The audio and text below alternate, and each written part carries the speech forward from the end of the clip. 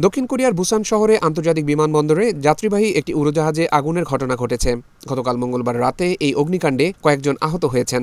দেশটির বার্তা সংস্থা ইয়নহাপের বরাতে এ তথ্য জানিয়েছে ব্রিটিশ বার্তা সংস্থা রয়টার্স।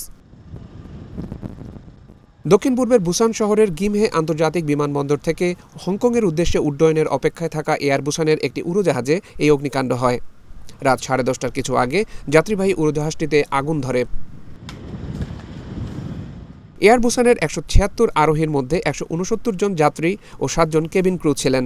বুসান ফায়ার সার্ভিস কর্তৃপক্ষ জানায়, বিমানের সবাইকে নিরাপদে নামিয়ে আনা সম্ভব হয়েছে, তবে 3 জন সামান্য আহত হয়েছেন। এর আগে গত 29 ডিসেম্বর থাইল্যান্ডের ব্যাংকক থেকে দক্ষিণ কোরিয়ার উদ্দেশ্যে 181 জন যাত্রী নিয়ে ছেড়ে আসা জেজু এয়ারে দুর্ঘটনা ঘটে। জেজু এয়ারের ওই ফ্লাইটে 175 জন যাত্রী ও 6 জন ক্রু ছিলেন। দক্ষিণ কোরিয়ার মুয়ান আন্তর্জাতিক বিমানবন্দরে অবতরণের সময় দুর্ঘটনার কবলে পড়ে এটি। এতে উড়োজাহাজটির 179 জন যাত্রীর প্রাণহানি হয়।